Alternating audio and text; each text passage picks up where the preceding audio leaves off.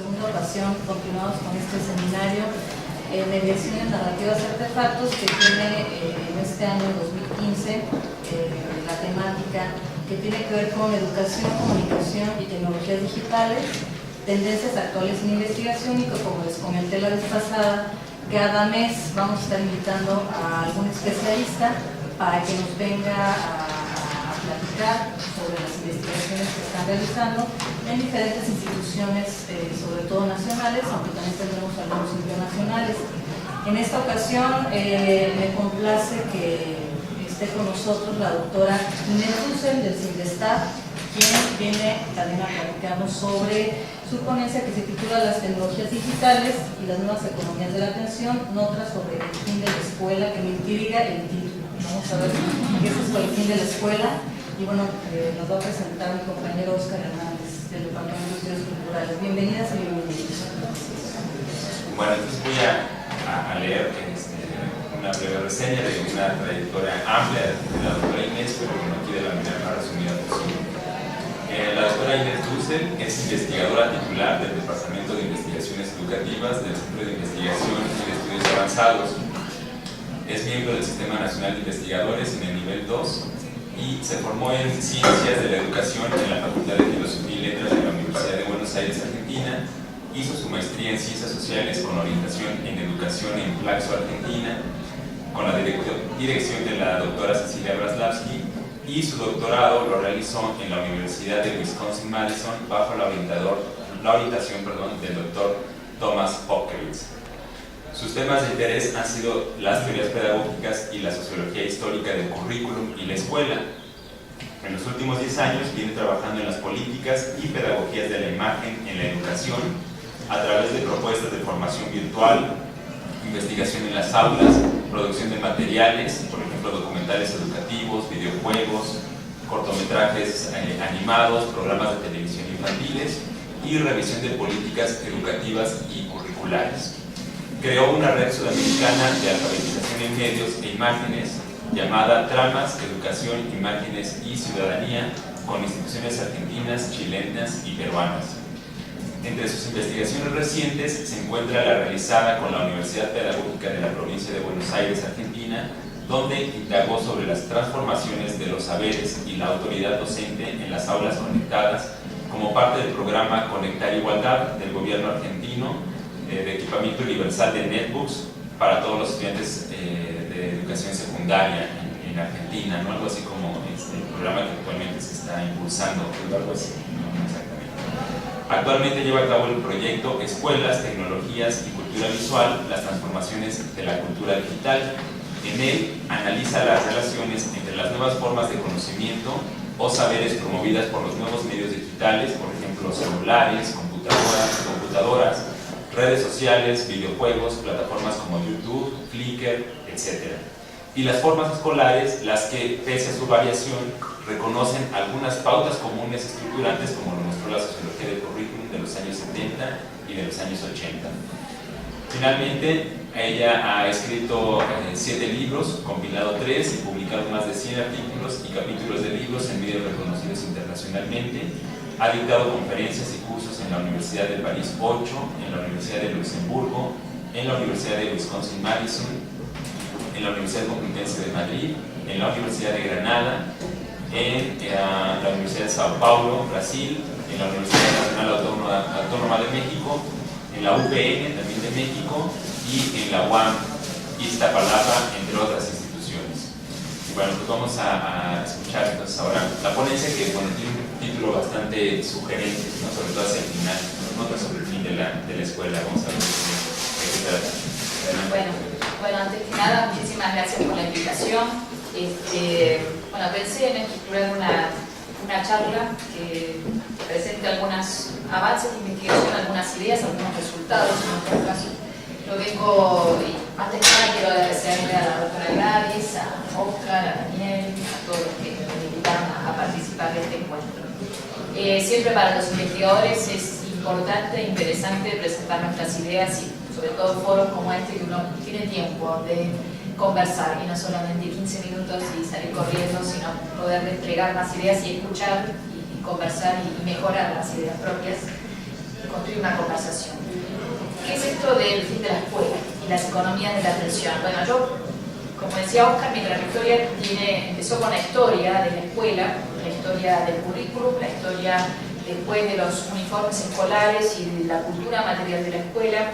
A mí el trabajo sobre la escuela básica, sobre todo, me ha interesado mucho como una institución de socialización, de producción de ciudadanía.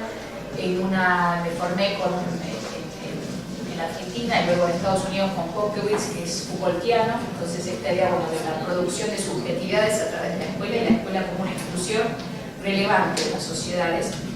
Y en los últimos años, desde esta perspectiva histórica y más por cuestiones profesionales, me fui volcando más hacia cuestiones primero de pedagogía de la imagen, pedagogía visual. Me interesó mucho cuando trabajaba uniformes escolares. Empecé a ver ya ahí, trabajaba con fotografías, imágenes, cultura material, me empezó a interesar mucho la cuestión de los regímenes estéticos. Y cuando volví a la Argentina, después de mi doctorado en Estados Unidos, se dio la posibilidad de trabajar en pedagogía de la imagen, producir documentales, con esta línea más de producción e investigación, y me interesó muchísimo, y realmente me implicó empezar a meterme en otros temas. Y a ver la escuela un poco desde el costado, ¿no? Desde los medios. Bueno, este es un departamento de estudios culturales, ver a la escuela dentro de políticas culturales, ¿no? De políticas de formación, de referencias culturales, del canon cultural, de también visiones más dominantes y más marginales. Y finalmente aparecieron las nuevas tecnologías que no estaban en mi horizonte al principio, pero que ya desde una perspectiva Foucaultiana, bueno, pensando siempre en tecnologías del cuerpo, tecnologías del yo, ¿no? Bueno, pensar en muchas de las cuestiones que organizan a la sociedad como tecnologías, pero más en concreto con la presencia tan dominante de las tecnologías desde hace por lo menos una década, ¿no?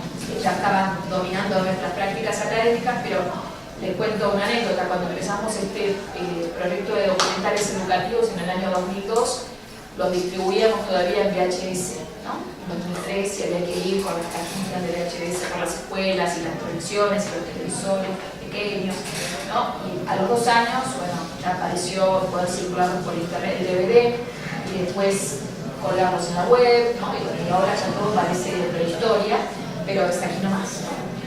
Y entonces, ya desde el año 2006 empecé a volcarme desde las pedagogías visuales a la cuestión de las nuevas tecnologías, ¿no? Y los lenguajes, lo que se llama las multialfabetizaciones, los múltiples lenguajes que hoy conviven en las nuevas tecnologías, y poder conversar desde ahí qué está sucediendo con las nuevas tecnologías. Mi aproximación a las nuevas tecnologías siempre fue más desde una perspectiva de medios, ¿no? Apoyada en trabajos de la sociología de medios latinoamericana, como Jesús Martín Barbero, Cantrini, también con la sociología de los estudios culturales anglosajones, ¿no? Con unas líneas, si se quiere, también francesas, de historia de la escuela. Bueno, y ahí fui armando un poco ciertas aproximaciones y conversaciones. ¿Y qué es lo que pasa? Bueno, en el año 2009 en la Argentina, yo me mudé a México en el año 2011. En el año 2009 en Argentina empieza un programa como decía Oscar, bueno, el Conectar Igualdad es un programa de equipamiento masivo, universal para todas las escuelas secundarias.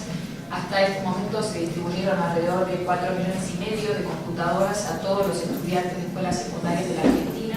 En paralelo estaba el programa en Uruguay, el Plan Ceibal, y en los dos casos hemos ido construyendo mucho diálogo con investigadores de Brasil. En Brasil también hay programas pilotos, modelos 1 a 1, un laptop por alumno. En Paraguay, mucho menos en Chile, también con una red de investigación sobre qué está cambiando en las escuelas con la llegada tan masiva de computadoras. Y bueno, mi preocupación o mi reflexión tiene que ver un poco con algunas cuestiones que quiero presentar. Hay una retórica de que se aproxima al fin de la escuela, ¿no? De que las computadoras con internet, con los celulares, etcétera, van a implicar que uno puede acceder por su cuenta a la información, como si eso fuera lo mismo que conocimiento. Bueno, que la escuela ya no va a ser necesaria. Muchos organismos internacionales hoy plantean que por fin podemos deshacernos de los malos maestros, de los sindicatos, de los estados, de las cosas pesadas, y la cuestión va a fluir libremente por internet. Y hay una retórica muy fuerte de desaparición de la escuela, en algunos casos como un horizonte deseable. Este es un discurso que viene mucho de la industria, también de los organismos internacionales, de algunos gobiernos en algunos casos. y en otros casos como un horizonte temido, ¿no? No va a haber más escuela y aquí se termina el mundo y aquí se termina todo. A mí desde una perspectiva, y acá recupero mi historia, y por eso empecé, bueno, yo me formé en historia de la educación, ¿no? Y cuando uno es historiadora en la historia, sabe que las cosas no son eternas, ¿no?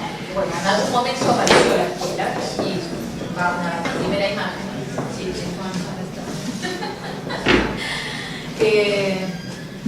nada es perfecto con la tecnología. No hay una plática sobre tecnología.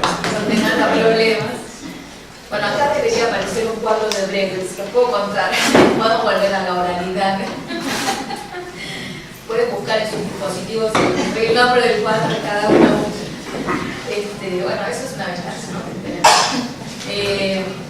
Pero bueno, aquí viene un cuadro de Bruegel el viejo, en el cual se ve una escena educativa previa a la aparición de la escuela moderna, ¿no? Es un cuadro que es irónico, ¿no? Sobre el asno en la escuela, es un cuadro que sucede al principio de un establo, y hay un maestro enseñando a los niños, y hay un burro hasta el asno puede leer. Bueno, es toda una crítica de Bruegel a la sociedad de su tiempo. Pero más allá de la ironía, lo cierto es que no existía la escuela como la conocemos hoy, ¿no? Y se daba clases, había alguna gente que aprendía a leer y escribir en otros ámbitos, no había un sistema de educación masiva, ¿no? Y algo que me interesa, las tecnologías de la atención eran muy diferentes. No había un frente, un pizarrón, no había un maestro que hablara a todos al mismo tiempo, no había una idea de aula simultánea, de grupo homogéneo, ¿no? Era mucho más heterogéneo. Y esto siguió siendo así, y en algunos casos, como en las escuelas multigrado, hay algo de esto que todavía es así, aun cuando es un aula, ¿no? La escuela multigrado es claramente una escuela influida por algunas ideas de la atención más modernas.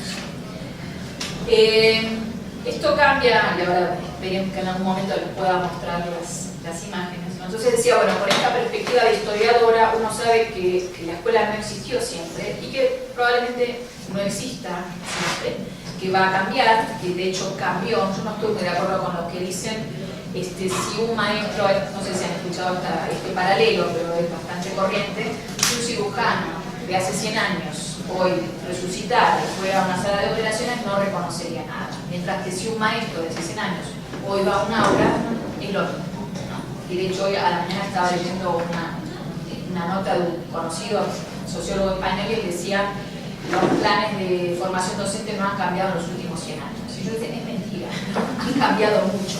Pero bueno, está este sentido común de que nada cambia en la escuela no se modifica, ¿no? Y lo que quizás para mí una de las cuestiones que es más interesante para pensar y más desafiantes en esto de si se modifica y cómo se va modificando y qué va a pasar con la escuela como, de nuevo, como institución histórica de transmisión de los saberes. Podemos detenernos mucho más en eso, pero si quieren después lo podemos platicar un poco más. ¿Qué va a pasar, por ejemplo, con estas formas de organizar la atención y organizar una construcción de conocimientos, una transmisión, una conversación en torno a algo común, ¿no? De hecho, una de las cuestiones que apareció con estos programas de uno a uno, bueno, ahora cada alumno va a poder ir a su ritmo, cada alumno va a poder buscar lo que quiera. Y aquí hay muchas cosas para abrir, ¿no? Lo que se está viendo, bueno, cada alumno puede estar en Facebook todo el tiempo y no atendiendo al maestro, ¿no? Acá aparece la cuestión de la distracción. A mí me interesa mucho este par atención-distracción, ¿no? Me parece que hay que mirarlo mucho más de cerca, en los dos sentidos, ¿no? El supuesto de que la atención es una atención, ¿no? Uno en la escuela sin computadores también se distraía, ¿no? Y nadie, ningún ser humano puede estar permanentemente atento. Más bien ahora hay una idea de que hay que estar permanentemente atento. Después espero presentarles algunas ideas al respecto. Hay un crítico, un historiador del arte y de las tecnologías visuales norteamericanos, se llama Jonathan Crary, se escribe, que él tiene una historia de la atención, que a mí me gustó muchísimo, ¿no? Y él dice, bueno, y está trabajando actualmente desde esa historia de la atención los cambios contemporáneos. Y la promesa, su último libro se llama 24/7, ¿no? Esto de la atención en un mundo hiperconectado. Esta pretensión, incluso esta expectativa de que uno tiene que estar todo el tiempo conectado, ¿no? Abierto 24 horas por día, 7 días por semana, conectado con los dispositivos, ¿no? y trabaja él con cuestiones como más de frontera, bueno, lo que es la investigación, por ejemplo, hoy militar, que están trabajando sobre aves migratorias, para ver si identifican el gen que mantiene despierta a las aves migratorias, y si identifican ese gen, si lo pueden convertir en un fármaco para dárselo a los soldados, para que ya no duerman, ¿no? Estén 7 horas, 7 días peleando. Bueno, eso es un ejemplo, y es bastante, en el fondo, a mí me aterroriza, ¿no? Cuando uno ve esos desarrollos, yo no los celebro, me parece que más bien son para, no solo por la maquinaria militar, sino por lo que significa como frontera de lo humano, ¿no? Y como frontera de la sociedad. Y él, digamos, por supuesto, tiene esta misma preocupación, dice, bueno, nos están robando el sueño, ¿no? Y dice, bueno, Hobbes, uno discute mucho Hobbes, y la idea de que el Estado moderno, la opresión del Estado moderno, pero el Estado moderno nace, según Hobbes, para hacer que los ciudadanos puedan dormir, porque alguien cuida, alguien vela su sueño. Bueno, ahora ni siquiera lo tenemos, ¿no? No hay que dormir, no hay que desconectarse. Bueno, a mí me interesa mucho la escuela en este cambio de época, ¿no? No está claro que las cosas van para el lado que dice Crowley, es una posibilidad muy concreta, está sucediendo, no es la única. Creo que hay otras fuerzas, y yo creo que en todo caso a mí me gusta mucho la escuela y la educación, porque me parece que tiene muchas posibilidades democráticas, ¿no? Que puede discutir algunas de estas cuestiones, y que en todo caso tenemos que promover una discusión, ¿no? Entonces, una de las cuestiones a las que quiero llegar también es, bueno, por ahí hay que enseñar a conectarse y a desconectarse, ¿no? Por ahí hay que enseñar a conectarse con otras cosas, ¿no? Y a pensar y a ser más críticos respecto a este tipo de conectividad que tenemos hoy. Seguimos sin resolver, ¿no? Entonces, sigo acá primero. Aquí venían unas imágenes de lo que fue este régimen de atención de la escuela moderna, que además, bueno, ahí tengo una colección de fotos de escuelas desde francesas, australianas, argentinas, y uno ve una similitud muy importante, ¿no? En esto del foco, en el maestro, el foco al frente, ¿no? Y desde la pedagogía se ha justificado mucho esto, ¿no? En el siglo XX, quizás un poco antes, también empieza una crítica muy fuerte a este fenómeno, ¿no? A la escuela, diría yo, y a estas formas de atención y de transmisión de la cultura, por autoritarias, por centralizadoras, ¿no? Por la idea además de que ahí hay una mediación del maestro que es innecesaria, ¿no? Uno podría decir, hay como ciertas tendencias de la modernidad que quizás se radicalizan, que desarrollan estas críticas a la escuela, ¿no? Aparecen discursos de, bueno, hay que producir la creatividad, ¿no? En vez de pensar en el conformismo, hay que buscar cómo la escuela, la educación genera un sujeto más creativo. Ahí vamos más o menos, perfecto. Sí, ahora seguimos. Entonces, bueno, aquí tenemos estas. ¿Lo ves? Sí, no, puedo, o mejor no sé. Ya no sabemos qué es.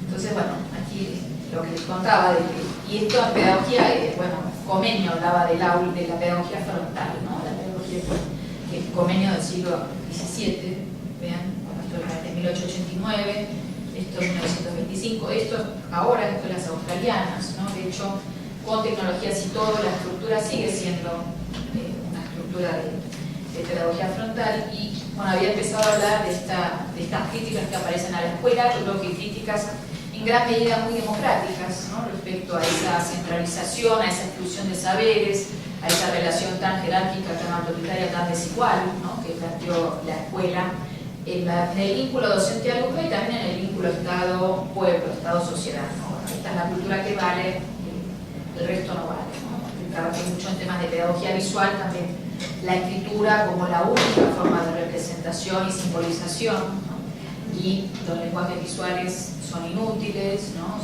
Hay que despreciarlos. Me acuerdo cuando era niña, a mí me gustaba mucho escribir en el cuaderno del lado gordito, porque cuando uno está aprendiendo a escribir no tiene ese trazo grueso, y entonces del otro lado no me gustaba escribir porque estaba todo marcado y dibujado. Me acuerdo que mi maestra de primer grado me puso, yo hacía unos dibujos ahí, para mí, muy lindos, o bueno, eran mis dibujos, y mi maestra me escribió: no malgastes el cuaderno, ¿no? Como el dibujo era malgastar el cuaderno.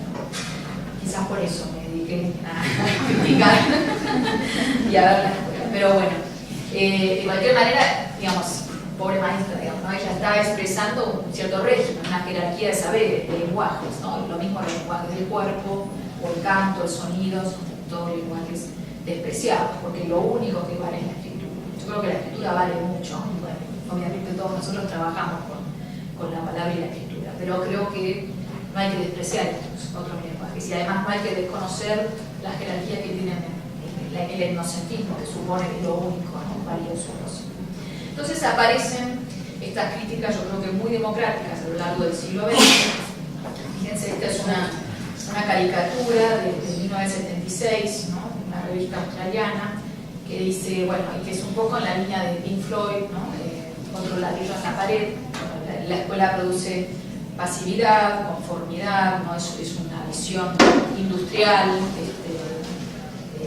que hay que desarmar, ¿no?, que lo que quieren es hacer gente que se conforme a una sociedad que además es